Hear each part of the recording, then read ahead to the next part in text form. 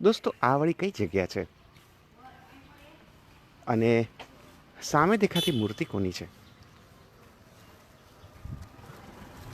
લાગે તો એવું છે કે આ મૂર્તિ ગાંધીજીની મૂર્તિ છે.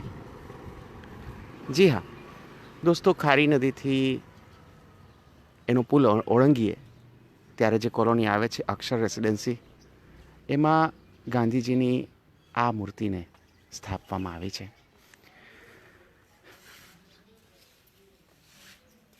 ભુજની અંદર આ બીજી એવી જગ્યા છે કે જ્યાં બાપુની મૂર્તિ છે. પહેલી જગ્યા છે એ આપ સૌ જાણી છે કે એ ઓર્ફિડ હાઈસ્કૂલની સામે જે ઘણા વર્ષોથી ત્યાં સફેદ કલરની બાપુની મૂર્તિ લાગેલી છે. આ એક પ્રાઇવેટ કોલોની છે અને પ્રાઇવેટ કોલોનીમાં પણ બાપુની મૂર્તિ લાગેલી છે. દોસ્તો, આજે અહીંયા આવવાનું કારણ તો તમે સમજી જ ગયા છો કે આજે 30 જાન્યુઆરી છે, ગાંધી નિર્વાણ દિવસ છે. આ દિવસ એવો દિવસ છે કે જ્યારે આપણે બાપુને યાદ કરીએ છીએ. અને આ જ દિવસ એવો દિવસ છે કે જ્યારે અમુક લોકો એવું કહેતા નથી ચૂકતા કે ગાંધીજી હવે લોકોમાં લોકપ્રિય નથી રહ્યા. અને ઘણા બધા લોકો એવું પણ કહે છે કે ખાસ તો યુવાનોમાં હવે ગાંધીજીનું માન નથી રહ્યું. સોશિયલ મીડિયા પર આપણે જઈએ, ટ્વિટર પર કે બીજી પણ જગ્યાએ, તો આપણે ઘણીવાર એવું જોઈએ છે કે ગાંધીજી વિશે ઘણું બધું એલફેલ લખવામાં આવે છે. ગાંધીજી વિશે ઘણું બધું નફરતી લખાણ આપણને જોવા મળે છે. અમુક લોકો કહે છે કે ગાંધીજીની પ્રાસંગિકતા હવે ખતમ થઈ ચૂકી છે. દોસ્તો, આ વાતને માટે એક ખાસ વિગત આજે તમને લોકોને આપવાની થાય. આપણામાંથી ઘણા બધા લોકો જાણે છે કે એક પ્રશાંત કિશોર નામની વ્યક્તિ છે જેને સૌ કોઈ ચૂંટણીના મહાનાયક તરીકે ઓળખે છે, ચૂંટણીના સ્ટ્રેટેજિસ્ટ તરીકે ઓળખે છે. થોડા વખત પહેલાં પ્રશાંત કિશોરે એમના રાજકીય હેતુ માટે એ સર્વે કરાયો. ક્યાં સર્વે કરાયો? દેશની 25,000 કોલેજોમાં કે ગાંધીજીને માનનારા અને ગાંધીજીને માન આપનારા અત્યારે કેટલા યુવાનો છે. કોલેજ એટલે તો એકદમ યુવા જગત હોય, નાના છોકરાઓ હોય, 18-20 વર્ષના છોકરાઓ હોય. આપણે સૌ એવું સમજીએ છીએ કે આ જગ્યા એવી છે કે જ્યાં તો ગાંધીજી વિશે બહુ બધી ખોટી વાતો પ્રવર્તે છે, ગાંધીજી વિશે અમુક વખતે નફરત પણ પ્રવર્તે છે, એવું આપણે સૌ સમજીએ છીએ. પણ પ્રશાંત કિશોરે જે દેશ આખામાં સર્વે કર્યો એ જાણવા માટે કે આજના રાજકીય પરિપ્રેક્ષ્યમાં ગાંધીજીનું શું મહત્ત્વ છે, તો બહુ જ ચોંકાવનારા પરિણામ મળ્યા.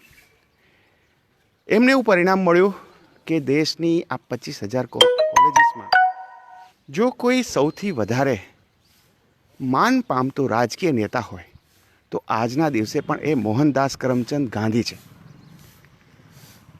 પ્રશાંત કિશોર ડેટાનો માણસ છે. પ્રશાંત કિશોર સર્વેનો માણસ છે. અને એના સર્વેમાં એ વાત નીકળીને આવી કે બંગાળ અને પંજાબને જો બાદ કરીએ તો દેશ આખામાં આજના દિવસે પણ મહાત્મા ગાંધી રાજકીય રીતે સૌથી વધારે યુવાનોમાં માન પામતા નેતા છે. પ્રશાંત કિશોરનું કહેવું છે કે પંજાબની અંદર ગાંધીજી ભગતસિંહથી થોડાક જ પાછળ હતા. એવી ને એવી રીતે પશ્ચિમ બંગાળમાં ગાંધીજી સુભાષચંદ્ર બોઝથી થોડાક જ પાછળ હતા. મતલબ એ થયો કે આજના યુવાનોમાં પણ મહાત્મા ગાંધી એ એક મહત્ત્વનું રાજકીય પરિબળ છે. તો દોસ્તો, જો તમે પણ એ વહેમમાં રહેતા હો કે ગાંધીજી ખતમ થઈ ચૂક્યા છે, ગાંધીજી હવે ભારતના રાજકારણમાં એમનો અસ્ત થઈ ચૂક્યો છે, તો એ વાત ભૂલી જજો. આ મહામાનવને ગયે બહુ જ વખત થઈ ગયો. આ મહામાનવની આજે પુણ્યતિથિ છે. એક કાયર વ્યક્તિએ એને 3 ગોળી મારેલી એ આજે દિવસ છે. એ દિવસે સૌને કહેવાનું થાય કે પ્રશાંત કિશોરનો ડેટા કહે છે કે ગાંધીજી આજ દિવસ સુધી ભારતીયોના હૃદયમાં સર્વાધિક માન પામનારા અને પામતા રહેતા નેતા છે. અને પ્રશાંત કિશોર તો ત્યાં સુધી કહે છે કે ગાંધીજી આવતા ઘણાય વર્ષો સુધી ભારતના રાજકારણમાંથી વિદાય લેશે નહીં. અને એટલે જ તમે જોયું હશે કે જ્યારે G20ની સમિટ થઈ, વિશ્વ આખાના નેતાઓ આવ્યા, એ બધા જ નેતાઓ ગાંધીજીની સમાધિ પર ગયા અને એ બધા જ નેતાઓએ ગાંધીજીને મસ્તક નમાવ્યું. દોસ્તો, ગાંધીજી માત્ર ભારતમાં જ નહીં પણ દુનિયામાં પણ એટલું જ માન પામતા નેતા છે. દુનિયામાં પણ ગાંધીજીનું માન બહુ જ વધારે છે. તો દોસ્તો, આ ભ્રમમાંથી આપણે સૌએ નીકળી જવાની જરૂર છે કે ભારતના રાજકારણમાંથી ગાંધીજી હવે અસ્ત થવાના છે. કદાચ એવું પણ બને કે ગાંધીજી માટે જે નફરતનો વાયરો વહેવડાવવામાં આવ્યો, ગાંધીજી માટે જે ખોટી વાતો ફેલાવવામાં આવી, એ ખોટી વાતો ફેલાવવાને કારણે આજનો યુવાન ગાંધીજી માટે વધુ ને વધુ વાંચતો થયો છે. ગાંધીજી વિશે કોઈ પણ વાત આવે, વોટ્સએપમાં વાત આવે, ફેસબુકમાં વાત આવે કે ટ્વિટર પર વાત આવે, તો એક સમજુ યુવાન અને સમજુ યુવતી આજે એની ફેક્ટ ચેક જુએ છે. આજે એ જુએ છે કે ખરેખર આ સાચું છે કે ખોટું છે. ખરેખર ગાંધીજી વિશે આજે વાત ફેલાવવામાં આવી રહી છે એ કેટલી યોગ્ય છે કે અયોગ્ય છે. અને એટલે જ એવું બની રહ્યું છે કે આજે પણ તમને ટ્વિટર ઉપર ગાંધીજીની માટે નફરત ફેલાવતા મેસેજ જોવા મળશે, ટ્રેન્ડ જોવા મળશે, પણ સાથે સાથે એવા લોકો પણ જોવા મળશે કે જે લોકો એને ફેક્ટથી, સત્યતાથી નકારતા હશે. તો દોસ્તો, ભુજની અંદર ગાંધીજીની આ એક જીવંત મૂર્તિ છે. જો તમે ના જોઈ હોય તો જરૂરથી આ જગ્યાએ આવજો.